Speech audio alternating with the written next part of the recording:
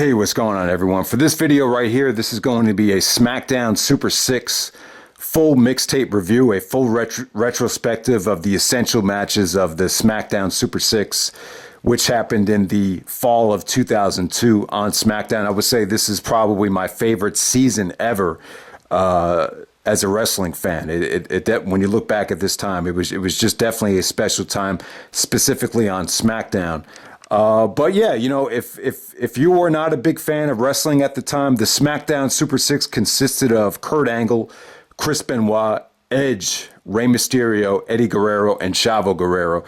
There are some people that actually, you know, substitute Chavo for Brock Lesnar because Brock was on SmackDown at the time. But, you know, most people put Chavo in that mix because, you know, Brock wasn't really competing with these guys. Brock was in the WWE Championship picture, and at the time it was a good, you know, the SmackDown, you know, tag team division was a good way to keep Kurt Angle occupied, to stay away from Brock Lesnar, to keep them separated until WrestleMania. So, yeah, I definitely wouldn't include Brock in this mix, but some people actually do. So I'm going to go all the way back to WrestleMania 18. So 2 weeks after WrestleMania 18, Vince McMahon and Ric Flair did a draft. So Vince was the owner of SmackDown, Flair was the owner of Raw. Even going back to that time, they really made SmackDown out to be the better wrestling show, featuring better wrestlers. You know, The Rock was actually drafted number 1. But, you know, since The Rock was basically going away to the movies, you know, Kurt Angle was actually selected number 2. And then, you know, there was backstage segments where Angle basically persuaded Vince to draft Chris Benoit at number 3. So I don't know if this was a real life thing or, you know, maybe it was just for the storylines. But it really legitimately looked like Angle, you know, lobbied to get Benoit on SmackDown, you know, to make it more of a competitive show featuring, you know, more of that, you know, that competition, which they really showed in the fall of 2002. And then eventually, I believe Edge was drafted, maybe Edge was drafted number 4, number 5 at that time. And then, you know, right after WrestleMania, Angle and Edge had a, you know, funny, but still, you know, really good feud. Definitely the highlight of Edge's career at that time. So we go to the end of May, Memorial Day weekend of 2002. We had seen Rob Van Dam and Eddie Guerrero compete in a spectacular ladder match on Raw. You know, that was actually, you know, my favorite Raw ever that I actually watched, you know, as it was happening. And I reviewed that a couple months ago. But, you know, that same week on SmackDown, you know, you had a just as good main event on SmackDown. I believe it officially aired on May 30th in a steel cage. The ladder match was actually in Edmonton, Chris Benoit's hometown. But the steel cage was actually in Calgary, Alberta, Canada. So you had Angle and Edge competing in the steel cage match. At the time, Angle was, you know, still embarrassed that Edge shaved his head, so he was wearing like this wrestling mask, which actually held up like a wig on top of Angle's head. So, this was definitely one of the defining, crowning achievements of Kurt Angle's career, that he was able to look that goofy in that wig, but he was still able to go out there and wrestle like a badass and, you know, still go out there with Edge and probably put on the SmackDown match of the year up to that point, the steel cage match. This really set up Angle versus Hogan at King of the Ring. So you had Hogan interfering in the match. Even after Angle won, Hogan would threw Angle back in the ring while the referee was down. But yeah, Edge and Angle had a spectacular match. I mean, you know, very high risk maneuvers. You know, Angle slams off the top of the cage. Angle actually, the finish came like this. Angle was trying to do the running belly to belly. But Edge actually speared him off the top rope as Angle was catapulting up to the turnbuckle, and Edge actually separated his shoulder. So the Edge and Jericho feud for King of the Ring kind of came to a halt. You remember Jericho was making fun of Edge because he hurt his shoulder the very next week on SmackDown. So that's pretty much how the first part of the Edge and Angle singles feud basically ended. You know, with Edge going over and, you know, Hogan screwing Angle. But that was all the way back to the spring. So the SmackDown Super 6 really gets into full gear, I would say, in August. You know, in August, you had Jericho move to Raw, and then SmackDown's answer to Jericho being stolen by Raw would be, Stephanie would introduce Chris Benoit and Eddie Guerrero as a tag team. So Benoit and Guerrero are a surprise tag team as they face The Rock and Edge. The Rock is actually undisputed champion at the time, and Edge is a babyface, so it was a natural pairing to put Rock and Edge together. And yeah, these are really underrated matches right here. Just really, really good stuff. Rock got some hot tags. Edge was, Paul Heyman actually spoke on how he wanted Edge to be like the Sting of SmackDown. So Edge didn't really have a lot of, promos at the time, but he was just a natural babyface that the crowd, just gravitated to at the time. So the very first, I believe it was August 1st, the SmackDown that was taped for August 1st, 2002. This is very, very important stuff, because Benoit actually made The Rock tap out as Brock was actually antagonizing The Rock as Chris Benoit had the crossface locked in. So, yeah, a really big momentum-setting victory for Benoit and Guerrero on their SmackDown debut. And it's kind of confusing. Even though Benoit was drafted to SmackDown, he actually went to Raw first because, the return to Edmonton was actually in Raw. And, Eddie was already on Raw feuding with RVD. So it naturally made sense for, Benoit to go to Raw first, even though he was drafted to SmackDown. But ultimately, because of the Jericho and the Un-Americans going to Raw, they brought Benoit and Guerrero over to SmackDown. Then when we get to August 8th, you had, Chris Benoit, Eddie Guerrero, and Kurt Angle teaming up together to take on Cena, Edge, and Mysterio. You saw some great backstage segments where, Benoit and Angle were really competitive with each other. Eddie was trying to steer the pot, between them. He's like, come on, man, the rabid chihuahua? Come on, man. Say some more. He's like, not just a rabid chihuahua, the rabid puppy dog. And then Benoit starts like laughing in his face. And then Angle's like, you want competition? I'll give you freaking competition, pal. And then Benoit's like, prove it. Really, really intense, good promos between them. And then there was a backstage segment between Cena, Edge, and Mysterio where they actually said, we're the future of the WWE. And they weren't kidding. When you look to 2006,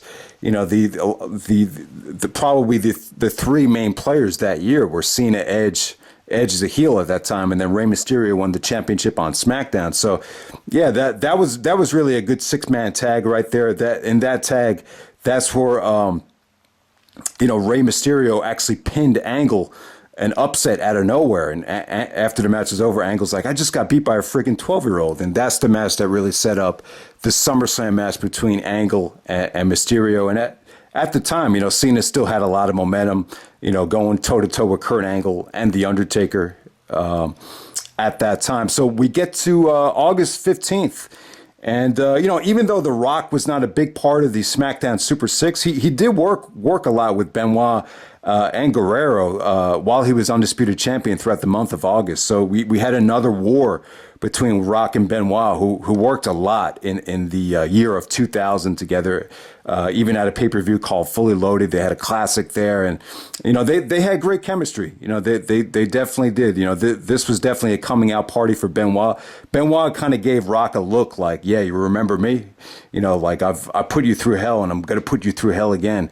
And because Benoit actually made Rock tap out a couple weeks ago. This time, even though Brock comes out and is distracting The Rock while he has the crossface in him, Rock sucks it up and gets to the rope, and eventually Rock bottoms Benoit to get the win back on Benoit. So yeah, Rock and Benoit, this is the last match they ever had together on August 15th, 2002, but they had incredible chemistry. But, sadly, this was the last match that they ended up having. So when we get to the SmackDown before SummerSlam, Rock actually teams up with Edge to take on Benoit and Eddie, and just another really, really good matchup right there. Rock just got amazing hot tags there. Edge was just really over as a babyface, and, I believe Edge actually speared Eddie to, right before their SummerSlam match. So Edge got the pinfall there, and then we got a confrontation between Rock and Brock. And Edge was actually going to get involved, but Rock told him, this is my business, just go back. So that's how that ended. But yeah, man, Benoit and Eddie worked, a lot with The Rock that whole month. And then when we finally get past SummerSlam with Rock going back to Hollywood out of the way, But give Rock credit. I just remember that when he became undisputed champion, they worked his ass off. They had him on Raw. He even had a great match and great promo with Eddie Guerrero on Raw before he came to SmackDown. And then while he was on SmackDown, he worked a lot of good main events with just really good workers, like we just talked about right there. So when we get to the SmackDown after SummerSlam, Edge and Eddie had a SummerSlam rematch, which was part of a number one contender series for the number one contender for Unforgiven. So yeah, probably the most underrated Eddie and Edge match came the SmackDown right after SummerSlam right there, with Eddie going over that time. The very, very same night, Bischoff had called this a bogus number one contender series. So I can't even remember how it worked. I guess if you got beat, you got eliminated. Ultimately, Undertaker ended up getting the title shot at Unforgiven. The main event that night ended up being Taker, Angle, Benoit in a number one contenders match, which was underrated. Really, really spectacular match. This is the first time Angle and Benoit really got back into the ring as opponents here, and you could just see the competition between them. This is the first time I saw Benoit actually delivered the release German suplex, where Angle basically lands on his head.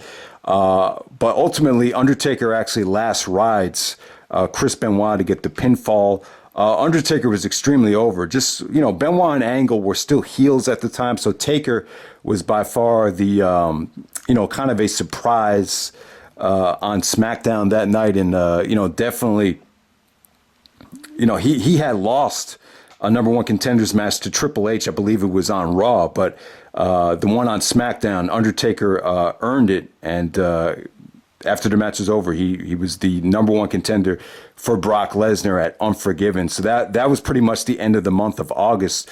So when you get to September, Kurt Angle and Rey Mysterio, they actually had a SummerSlam rematch on September 12th. I believe it was in Minnesota.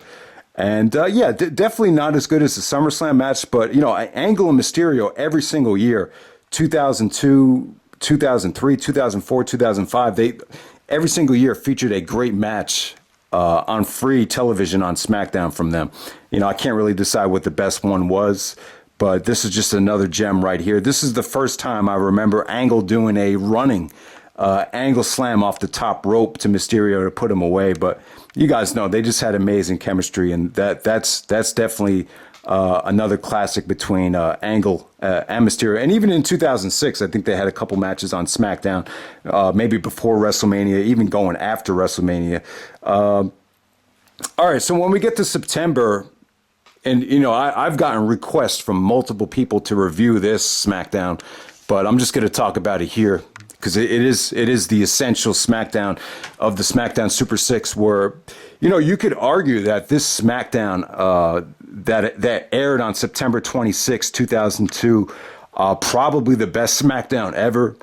You could argue that it was better than Unforgiven. You could even argue that it was better than any pay-per-view from San Diego, maybe even better than Vengeance 2001. As a pay-per-view, which is, in my opinion, that's the standout pay-per-view from San Diego, which is, Rey Mysterio's hometown. But, you had Eddie Guerrero taking on Edge in a no disqualification match, which is a rematch to Unforgiven. So this is the fourth match that Eddie and Edge had. So at Unforgiven, Eddie beat Edge with a nasty-looking sunset flip off the top rope. And then when you get to San Diego here, Eddie was really over. Like, I would say this was Eddie's coming out party. This is like really the first time since Eddie came back where the fans really got behind him. The match is kind of weird, though. There's this one guy in the front row just like chanting boring during the first part of the match. But, they wrestled hard here.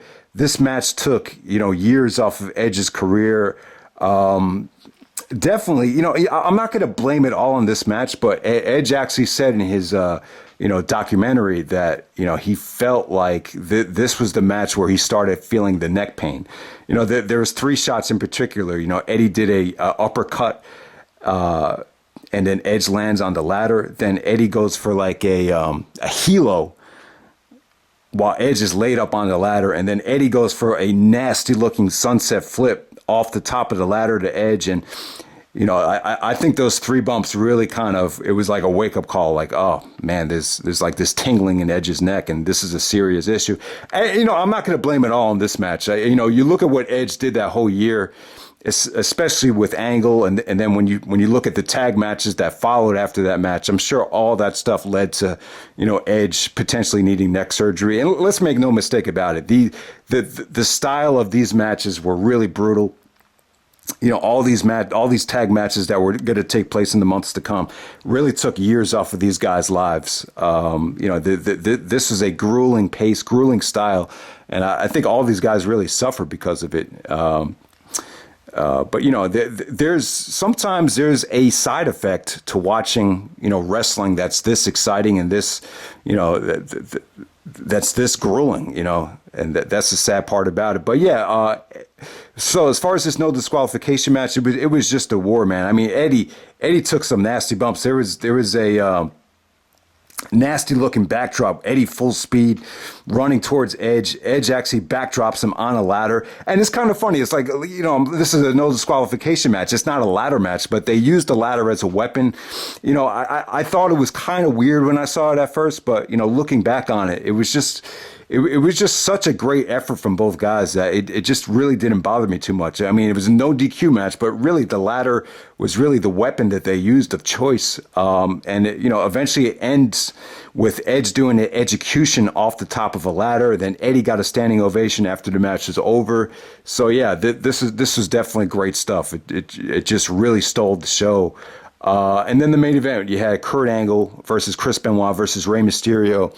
In the main event in San Diego, Rey Mysterio's hometown. Benoit actually cut the promo right before the match, and he said, well, we're in Rey Mysterio's hometown, the hometown kid. Well, that's real cool. Well, Chris Benoit was born to hurt. So Benoit tried to cut a really nasty heel promo to get the fans against him. So Benoit had just beaten Angle at Unforgiven. So they were, Angle was upset about that. So you saw the competition between Angle and Benoit in this match. Mysterio was kind of like a thorn in his side. They just kind of put him in this match because it's his hometown, it's San Diego. But basically a lot of the match feature Angle and Benoit trying to just throw Mysterio out of the ring so they could just go at it. And yeah, I mean they went at it pretty hard. They really. They just went after each other like they wanted to kill each other. You just saw tremendous takedowns, tremendous, mat work between them. But Mysterio really stole the show. Like he would just come out of nowhere with these leg scissors and, West Coast pops. It was just a breathtaking match. It didn't really go that long. Some people when you see the star ratings of this match, you're like, man, that's kind of high for a match that went that short. But it's just a spectacular main event. It just really wowed you. Thinking about, Angle, Mysterio, they were part of a triple threat match at WrestleMania 22 with Randy Orton. I would actually say this is actually better than that match. And, no disrespect to Randy Orton. I thought he was great in that, WrestleMania 22 triple threat, but maybe Benoit would have been the better option at that time. And maybe if you had kept Benoit a little bit more, preoccupied with, what was going on with Mysterio and a competitor like Angle, maybe it would have, bought him some time in terms of, staying on the right track. But you never know. But it was a great triple threat match, great SmackDown. The SmackDown from September 26, 2002. I mean, how many times are you going to find, two, match of the year candidates on a television show? So that is a gem. The SmackDown from September 26, 2002, without a doubt. So when we move to October, the main event of SmackDown on October 3rd was actually Chris Benoit versus Rey Mysterio. And you think about it, we really didn't get a lot of, Benoit versus Mysterio on, from what I remember, I don't remember them wrestling a lot in WCW. Rey came into ECW just as Benoit was, making his way to WCW. So there's really, in terms of singles matches, there's not a lot to choose from Benoit versus Rey Mysterio. Maybe in retrospect, instead of having JBL be the top heel when Mysterio won the belt, maybe it would have been cool to have, Benoit as a heel going into the summer of 2006. But, that's when Benoit took his sabbatical. But yeah, really underrated match, just crisp stuff here. Benoit did a lot of, a shoulder breaker. It looked like he was going for the tombstone. He would do a shoulder breaker. The variations of the kind of suplexes that Benoit would do on Mysterio was just breathtaking. He was really able to, show his full arsenal against a guy like Rey Mysterio. Benoit loved wrestling Mysterio and a guy like the Big Show. So Benoit just loved he loved variety, and so you never really got to see Benoit and Mysterio go at it. Other than this main event right here, I believe. I mean, and then a lot of these matches when Benoit and Angle were, feuding and then eventually tagging up together, it featured Angle, coming out and distracting Benoit. So Mysterio actually got the pinfall here, but, just really, really good main event. And on that same SmackDown, October 3rd, which aired on October 3rd, you had another great match between Edge and Angle. They actually went 22 minutes here without commercials. And this is this might be the most underrated Angle versus Edge match. There was a killer promo before the match, which really got Angle hated. And it's funny, this is probably the most beloved time of Angle's career, but, he was still technically a heel. So Edge comes up to him and he's like, "You're not perfect, Kurt. I mean, you don't suck, Kurt, but you're not perfect." And then Angle goes like, "Well, these shiny gold medals say that I am." And then Edge is like, "Well, that shiny bald head of yours is proof that you're not." Edge referencing that he shaved his head at Judgment Day by beating him. So I thought that was a good promo. And then Angle gives him like a cheap shot before he goes out. They just had a wicked match. I mean, this got a lot of time. You saw a lot of chemistry there. This actually went to a double pinfall. There was like a superplex off the top rope where they both pinned each other. So then they restarted the match. And, it was just another match where, Benoit interferes, Edge gets the pinfall, but, just really, really good stuff between Angle and Edge. This definitely went over the 4-star level.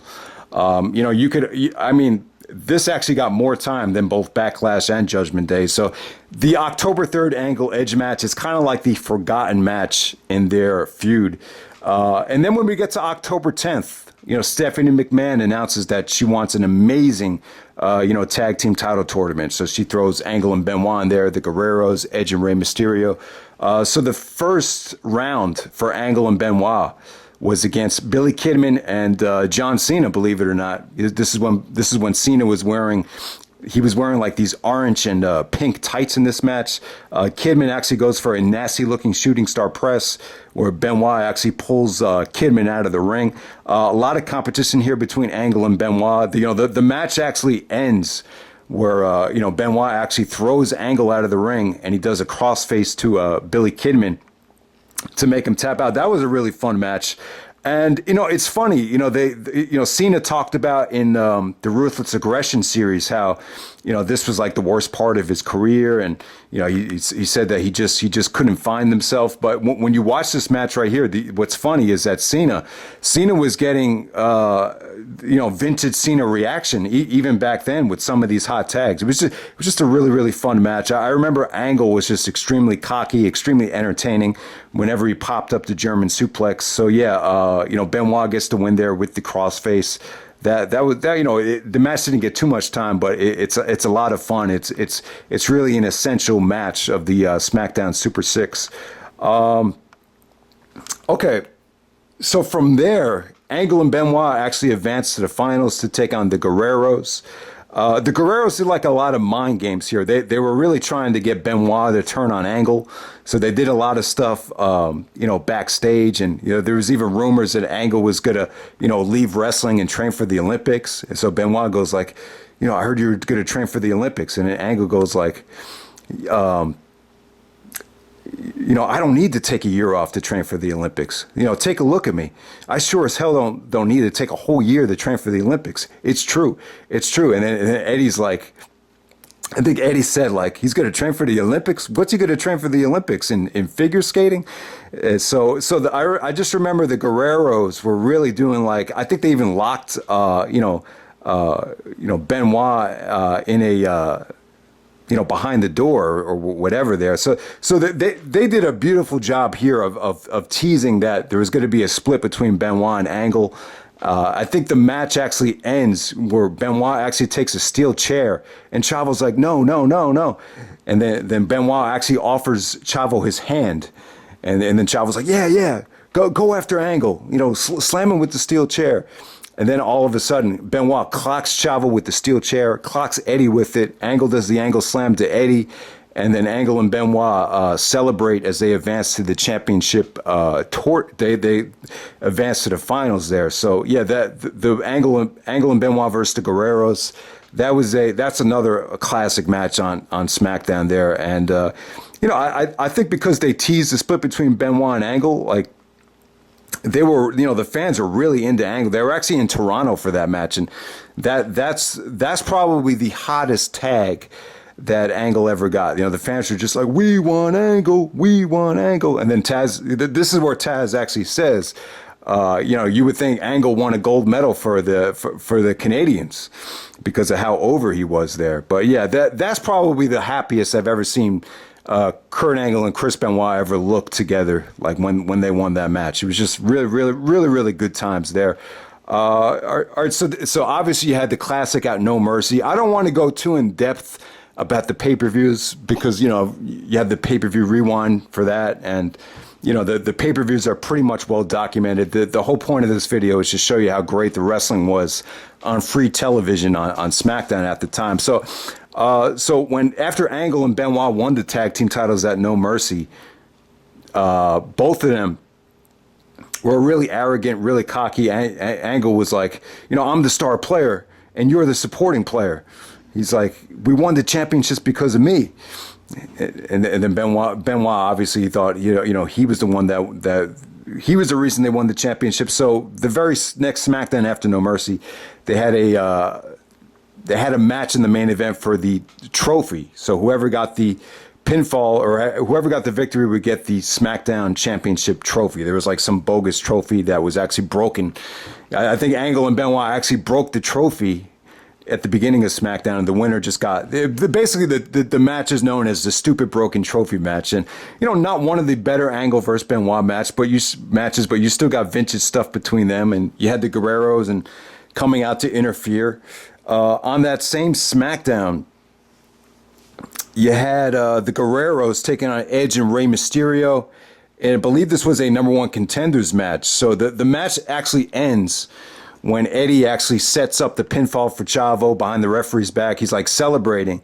And then all of a sudden, Ray actually hits a West Coast pop as Eddie's celebrating. And, just the facial expression on Eddie's face after Ray gets the pinfall was just priceless there. So you definitely saw a lot of character enhancement in Eddie Guerrero's personality during the SmackDown Super 6. You could definitely tell. You could definitely see where a lot of it came from. And give Chavo credit as well. Like, Chavo started a lot of that, throwing the championship to the guy that didn't see it, or, doing stuff behind the referee's back, playing possum. A lot of these things really came into play during the SmackDown Super 6. So that match between the Guerreros and Edge and Mysterio wasn't that great. It was kind of on the short side, but, you definitely saw a lot of things that the Guerreros actually used that actually made them turn face, going into 2003. So then, and then when we get to the Halloween edition of SmackDown on October 31st, that SmackDown is pretty famous. You remember Cena for finding the Vanilla Ice gimmick. So it's very important in that regard. You also had the kiss between Bischoff and Stephanie when, Stephanie looks sexy as hell as a witch. She's got those big tits hanging out. And very, she was, I don't know, I just thought she looked really, really hot as a witch. So you have that whole SmackDown, you remember the SmackDown for that, but you also got Edge versus Eddie Guerrero, Edge versus Chris Benoit to actually kick off the show. Edge and Benoit, kind of had a slow-paced match. Edge actually gets to spear on Benoit to win with, once again, Angle coming out to, distract Benoit. So definitely, Edge and Benoit had a lot of, I would say that they just had like a lot of really solid matches throughout the years. Obviously, the Last Man Standing match in 2005 really stands out. They never really had anything too mind blowing.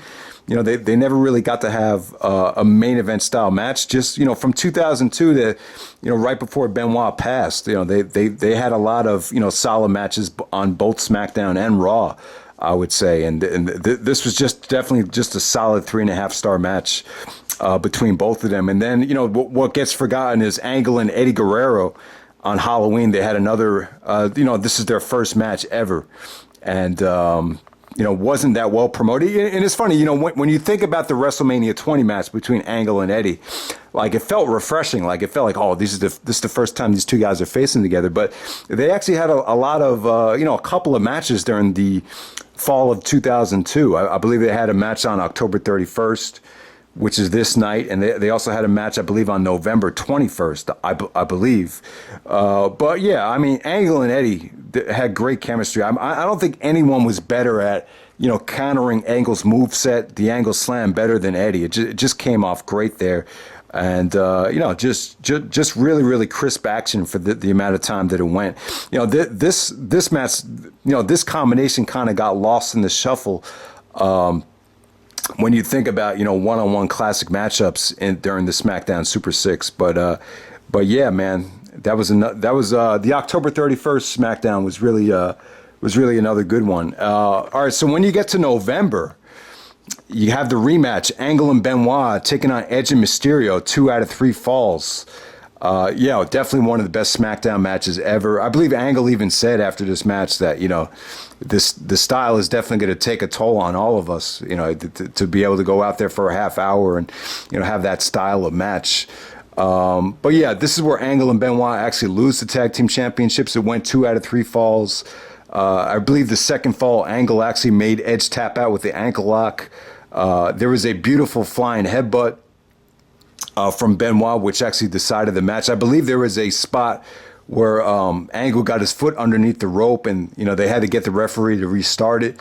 You just saw Edge and Mysterio just, the teamwork between them was just beautiful. Edge would do an electric chair, and then the Mysterio would do a senton off the top rope for the pinfall combination there. That was really breathtaking stuff. I believe that was for the first fall, and then the last fall ended with Benoit actually going for the flying headbutt and actually hitting Kurt Angle. And then I think Mysterio got the pinfall to get the victory there. So, just another insane matchup. He had 2 out of 3 falls this time. This is definitely, a great follow. I wouldn't say it's better than the No Mercy match, but it's just a great follow up. They actually restarted the match. You got 3 falls of just amazing, classic action there. All right, so one of the most underrated matches of this whole thing came on Super Tuesday. It was November 12th. Me and my brother always joke around a lot about it. I was like, hey, do you remember that one time they did that SmackDown Super Tuesday that just came out of nowhere? I mean, it was pretty cool, man. The only thing I have on tape here from that was Edge versus Benoit versus Eddie Guerrero in a triple threat match. So this is right before Survivor Series. This was just done to hype up Survivor Series. This is a huge win for Eddie Guerrero. I remember Eddie got the win here. I think Angle actually interfered to cost Benoit the match. But, just super fast-paced action. Benoit and Eddie just went at it really hard, really crisp. So Edge was in there too. But, Eddie Guerrero actually got the pinfall on Chris Benoit to get the win there. So that really gave the Guerreros a lot of momentum. Heading into Survivor Series, where ultimately the Guerreros ended up winning the tag team championships at Survivor Series. So when we get to the SmackDown before Survivor Series, Mysterio actually take on Eddie Guerrero, and really, really great matchup there. When you get to 2002, you see the maturity in Eddie and Rey Mysterio's styles. This is the first time they've met since WCW. And it was just great stuff. This is the first time I believe Eddie actually busted out the lasso from El Paso. So you can see, slowly but surely, Eddie started getting more victories, getting more pushes. He had the good match with Kurt Angle. He got the win at Super Tuesday, and then he defeats Mysterio by submission here with the lasso from El Paso. The setup moonsault from Mysterio. was beautiful there too. But Eddie actually makes Mysterio tap out with the first time ever we see the Eddie use the lasso from El Paso submission. He more so used it as a heel as opposed to when he won the championship as a babyface. But yeah, and he actually won the match of Survivor Series with the lasso from El Paso as well, which is kind of like a variation of a, you know, Boston Crab. It's kind of a combination of a Boston Crab Indian Deathlock. Maybe that's a good way to kind of explain it.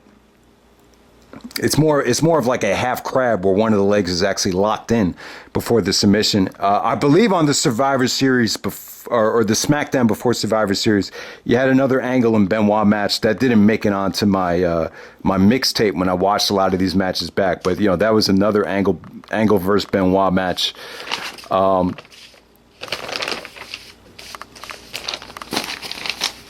Okay, yeah. So at Survivor Series, I'll talk more about the Survivor Series match later, but yeah, you know, you had the Guerreros actually win the tag team championships.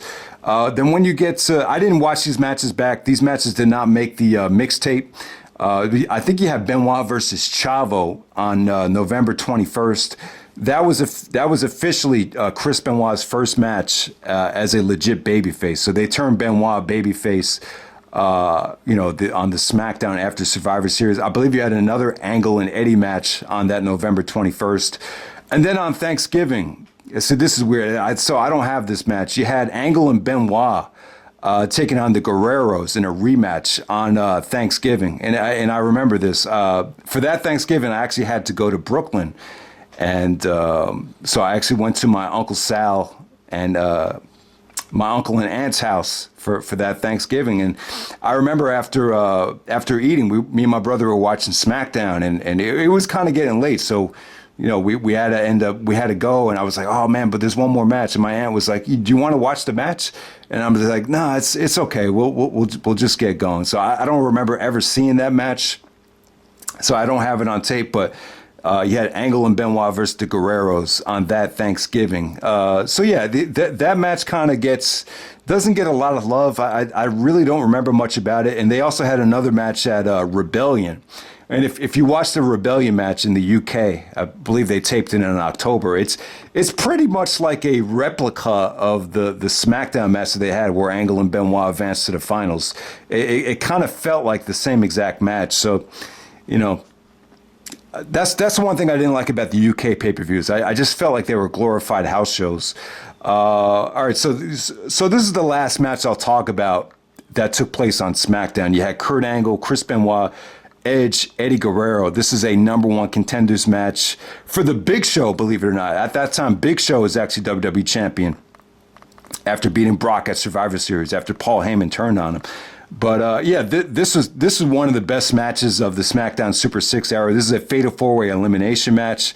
You know, so Benoit and Eddie actually feud going into Armageddon. So Benoit actually makes Eddie tap out to the crossface. Eddie gets upset and behind or in front of the referee, takes the tag team. What was it? A tag team championship? Yeah, I guess it's Eddie's tag team championship, and clocks Benoit over the head with it. And Edge actually spears Benoit, so Benoit gets eliminated. So that perfectly set up Benoit versus Eddie at Armageddon.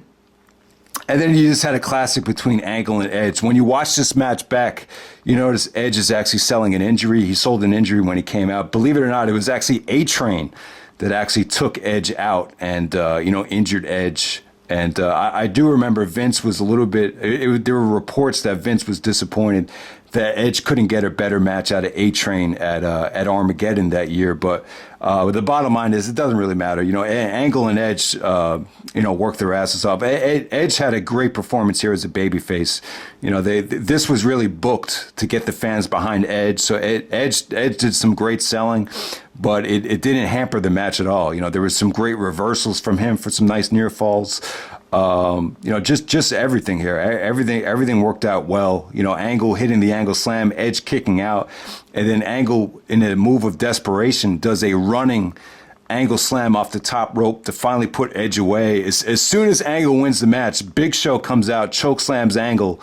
So Angle has a short-lived little babyface run heading into Armageddon, where so the SmackDown Super 6 basically ends with Kurt Angle winning the WWE Championship as a babyface, but it doesn't really fit into the SmackDown Super 6 discussion here, but if you want to know, Angle actually turns back heel, and it's kind of like a masterminded plan between Angle and Paul Heyman to win the championship back. So Angle actually turns back heel the SmackDown after Armageddon, as it comes out that Paul Heyman and Angle actually kind of screwed the Big Show.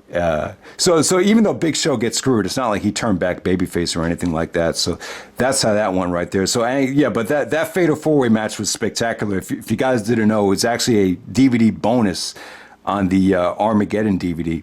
So yeah, man, so those are pretty much like the SmackDown, television matches. But also, let's not, I'll just do a brief rundown of what happened on pay-per-view. So at SummerSlam, you had Angle and Mysterio, kicking SummerSlam off with a bang, which was an amazing match. Also, you had Edge and Eddie Guerrero, which is just kind of like the third match on the show, but that's still like a main event level match. That shows I really feel like Eddie Guerrero and Edge, like that really showed you the depth that pay-per-view had. That's kind of like the extra match that really put that show over the top. Then you had Eddie and Edge again at Unforgiven, which is another great match. Once again, that's Eddie. That was in Los Angeles, so you can see a lot of support for Eddie there. So Edge won at SummerSlam, Eddie won at Unforgiven. Also at Unforgiven, you had a classic between Angle and Benoit. The Unforgiven match between Angle and Benoit, I'm going to say it's probably their second best match after the Royal Rumble 2003. And then obviously when you get to No Mercy 2002, the tag match with Angle and Benoit versus Edge and Rey Mysterio was a classic. I mean, it really was. I mean, I did not expect the match to be that good. I remember at the time at the pay-per-view party, there was this kid that I didn't know that well. And after the match is over, he's like, man, that had to be the best match I've ever seen. And I was like, wow. Yeah, it just really, really came together well. It was just great stuff. I remember the match the last couple parts of the match featured Edge and Angle just going back and forth between the ankle lock and Edge countering it into a small package. There was just some really, really well executed stuff. Mysterio was great. Benoit was intense. Angle and Benoit winning the tag team titles at No Mercy. That might have been like one of my favorite moments ever as a wrestling fan. So Benoit won tag team championships with Jericho and with Angle. So yeah, man, it was just a lot of fun right there. And then a Survivor Series. Honestly, guys, like the Survivor Series triple threat match where you had Guerrero's, Angle and Benoit, Edge and Mysterio. I think the match could have been better. You know what? I think in retrospect, if they were going to book it the way they booked it, I would have opened up the show at Survivor Series with that match. And I remember like there were people in school. I remember a lot of people actually went to the show because it was in Madison Square Garden. And this one guy said, yo, man, we booed the crap out of Mysterio and Edge. We were so pissed when Angle and Benoit got eliminated. So Angle and Benoit were the first ones to get eliminated. So I think that actually hurt the match. Like it just kind of took a buzz away from the match where it had it. But, the match was good, though. I mean, you really had some amazing things. You had, I'll tell you that one spot. I would think it was it was Benoit, Eddie, and Edge. Benoit does the German suplex. Eddie does the sunset flip. The simultaneous German sunset flip spot was really innovative. You had great action with Benoit going for the headbutt. Eddie hitting the frog splash. Just great moves one after another. I thought Chavo was great in the match, though. Like I was saying, Chavo, he's really the one that really started this playing possum and kind of, screwing with the other guys' emotions. Basically, Benoit and Angle, they couldn't get along. I believe it was Benoit got hit by a championship belt. So Chavo actually throws the title to Kurt Angle, and Angle stupidly doesn't get rid of the belt. And it looks like Angle actually hit Benoit out of just, competitive spirit. And then Benoit was pissed, like, what the hell's the matter with you? What the hell's the matter with you? And I believe Edge actually got the spear on Angle to eliminate him. And then once it got down to Mysterio and Edge taking on the Guerreros, the match it just lost a little bit of a spark. Ultimately, Chavo distracts Edge. Eddie hits the lasso from El Paso on Mysterio to make him tap out again. So Eddie and Chavo win the tag team titles at Armageddon. So, this was the first time we had all three tag teams of the SmackDown Super 6 out on the ring at the same time. So, it is cool. But I just feel like that match, the match at Survivor Series, it didn't really capture the entire feud at its best, if I were to say. It's still a good match. It's still one of the highlights from Survivor Series 2002. I just think it could have been a classic had it opened up the show. And to end the video, I'll just give you my top 10 matches of the SmackDown Super 6 era. So at number 10, I'm going to go with the Survivor Series Triple Threat Tag Match where the Guerreros won at Madison Square Garden. At number 9, I'm going to go with Kurt Angle versus Rey Mysterio from SummerSlam. Number 8, I'm going to go with Kurt Angle versus Edge, the steel cage match from SmackDown. Even though that didn't take place in the fall, I still consider that an essential part of the SmackDown Super 6. Because you got to remember, Angle and Edge were drafted to SmackDown along with Benoit. And, that was really the first feud of this whole thing. All right, number 7, I'm going to go with Angle versus Benoit versus Mysterio, the main event from San Diego on September 26. Number 6, I'm going to go with Chris Benoit versus Eddie Guerrero from Armageddon. Yeah, man. So yeah, man. I feel like we could have gotten a lot more out of Benoit and Eddie, specifically like after 2004. But they had 2 matches on pay-per-view. Armageddon, and then eventually the U.S. title tournament finals at Vengeance 2003. I like the Vengeance match a lot better than this. The Vengeance had a better crowd. It got more time. It's just a more fun match. But at Armageddon, you still had some really, really good wrestling between Benoit and Eddie. Chavo was kind of annoying on the outside, but it was a great victory for Benoit. It really gave him momentum as a babyface heading into the Royal Rumble title shot against Kurt Angle. Number 5, I'm going to go with the number 1 contender fatal 4-way match on SmackDown from December 5th, 2002. You had Angle, Benoit, Edge, and Eddie Guerrero. And that featured Kurt Angle actually becoming number 1 contender to take on the Big Show at Armageddon. Number 4, I'm going to go with Kurt Angle versus Chris Benoit from Unforgiven. Like I said, probably one of the best, definitely a top 3 Angle versus Benoit match.